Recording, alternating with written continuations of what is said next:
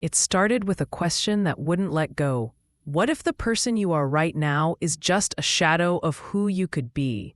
Not because you lack something, but because you've forgotten something. Forgotten that within you lies the raw material to rebuild your life, brick by brick, no matter how many times it's crumbled before. Hello, I am Alloy, and welcome to Audiofybooks, where you will find excellent audio summaries of books in a very easy and interesting way. If you want to learn from new books, do subscribe to the channel. Let's get started with today's book. Imagine a man waking up in a hospital bed, IV drips and all, realizing that the choices he made yesterday nearly cost him everything. His body broken, his spirit unsure. But something within him stirs, not a voice, not a plan, just a feeling, that this can't be the end, that he's meant for something more. That feeling is where rebuilding begins, and this is the heart of Brad Stanton's message in Rebuild Yourself. The book doesn't come at you with flashy slogans or shallow affirmations. Instead, it's raw, honest, real. Stanton's philosophy is built on a simple truth. Most people live life reacting to circumstances, never realizing they can change the game entirely by changing their response. You see, most of us carry wounds, childhood fears, betrayals, failures. And without realizing it, we build walls around ourselves, emotional walls. We stop trusting, stop dreaming. We become cautious instead of courageous. And yet, beneath that armor, our authentic self is still waiting, buried maybe, but not gone. Stanton argues that transformation starts the moment you take radical ownership of your life, not blaming others, not waiting for luck, but saying, "This is my mess, and I will clean it up." That kind of accountability is brutal. It means confronting the lies you've told yourself, the stories you've repeated so often you started believing them.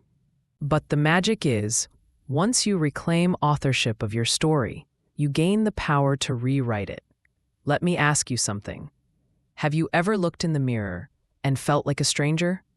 That what stares back at you isn't who you really are? That's not madness.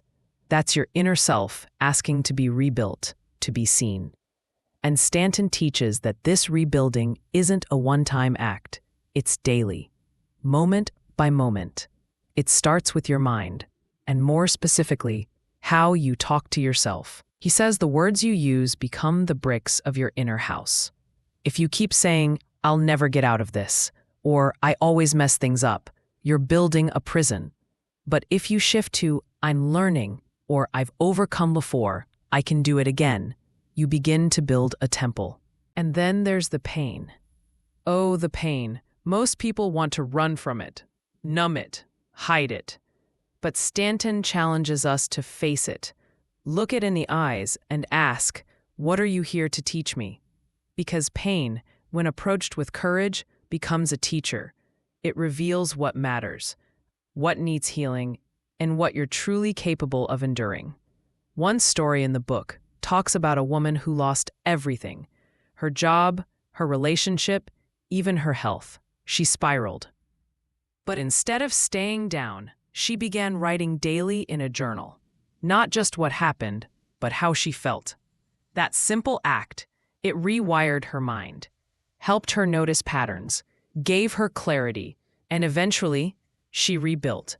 Not just her career, but her confidence. Another key lesson: discipline. Not the harsh, joyless kind, but the empowering kind.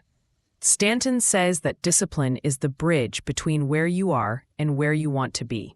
Without it, goals remain wishes. With it, you become unstoppable. He recommends creating morning rituals, not just to check a box, but to center yourself. Wake up, move your body, feed your mind, set an intention.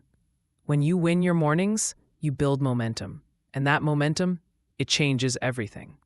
But here's the catch. There's no finish line. You don't arrive at a perfect life. You become the kind of person who keeps growing, keeps shedding old skin, keeps evolving. Stanton calls this the Phoenix mindset. Burn away what no longer serves you and rise. Now, let's talk relationships. Because rebuilding yourself isn't just a solo mission. You become who you surround yourself with. And if your circle is full of negativity, gossip, and excuses, you're breathing in poison every day. Stanton urges you to do a friend audit. Ask, who lifts me higher? Who drains me? And then make the hard choices, because your future depends on it. But maybe the most powerful message of all is this. You are not your past. You are not your pain. You are not your mistakes. You are who you decide to be today. And that choice, it's always available. So if you're listening right now and you're hurting or lost or just stuck, know this. The road back is real. The healing is possible. And you don't have to have it all figured out. You just need to start. Take one step, then another, and another. You have it within you. The strength, the wisdom, the fire. You've always had it. And no matter what life has thrown at you, you can rebuild. Stronger, smarter, more alive than ever before. This isn't just a book. It's a lifeline, a call to rise. So take it. Own your story. Rebuild yourself.